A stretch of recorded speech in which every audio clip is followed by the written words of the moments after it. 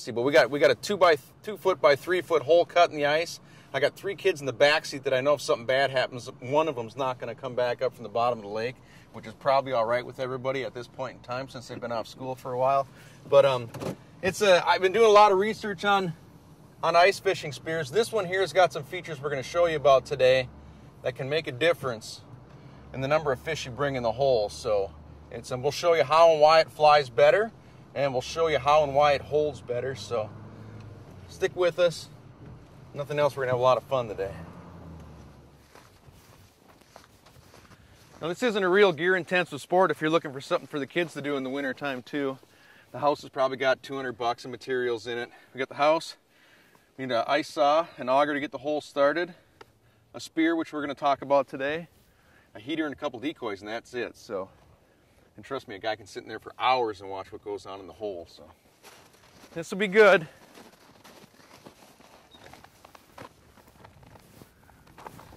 Got a little skim of ice in the hole, so we'll break that up with the fishing net.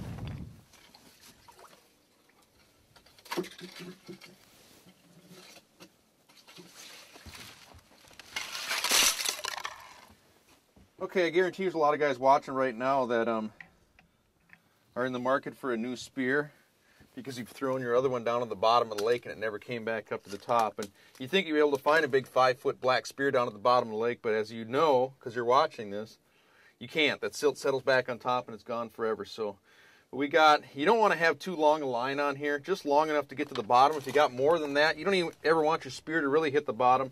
That's one of the main reasons that Joe came up with this design. And what he's got is you got replaceable double barbed tips on the end of the spear, which is good for a number of reasons. These, if you hit rocks or sand or marl, that will break a conventional tine off a conventional spear. These things are going to break and they're going to absorb a lot of that blow. All you have to do is screw it out of here. If it gets stuck in there because it breaks off into threads, you can heat up the end of a screwdriver with a torch. Just touch it on there to make the little screwdriver Phillips mark in the end of it, and you can back them right out. So that's one of the nice things about a replaceable tip spear. The other thing is that on a conventional spear, you only got barb. The middle barb might have a dual, or middle tine might have a dual spear, but the rest of them only got one. They got one spear on each. When you have a double barb spear and he's got all these threaded so they line up, so the barbs all grab the fish instead of sitting this way, they're all doing their job. You can't, the fish, if you catch it on 2 tines, he can't roll off of here because he's got a barb that prevents him from rolling that way. So that's, you got about 300% more holding power with a double barbed spear than you do with a single barbed spear. So that's a couple of the things that are nice about the replacement tips on this spear. The thing that really caught my eye when I started researching spears is the functionality of this one. Joe's been making ice fishing spears for over 20 years. He's made a lot of design changes to it, and the product he's come up with is a handmade, all welded steel spear. All the tines, every part on this spear is round, and what that does is it gives you flight characteristics underwater. A lot of the very pretty spears you're going to find when you look online, the ones that are laser engraved or water jet engraved, are cut from a single piece of flat steel, and they make a very, very pretty spear. The problem is, when you try to throw that thing underwater, anything that's got a flat surface is going to grab the water and plane like an airplane wing. It just grabs it like a paper airplane, airplane wing. Anything that's flat is going to grab the wind like that. Something that is round is about the best aerodynamic design you can get. So the round does not grab water and plane. It funnels it around there. So the kids and myself are going to be able to hit fish deeper with this spear.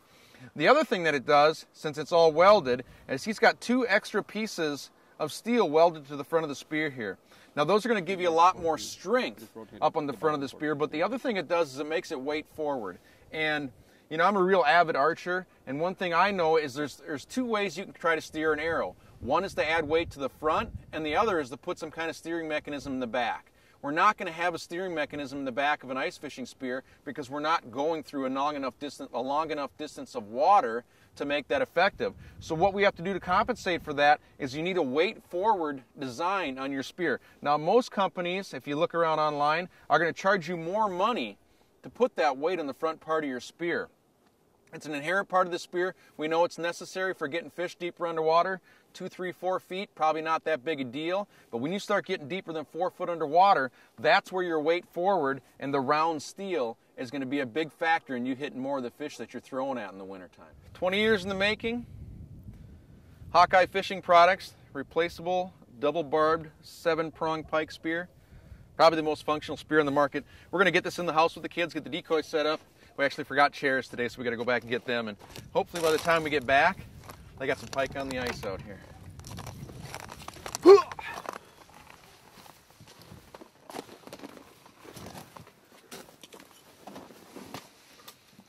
got enough static shots then?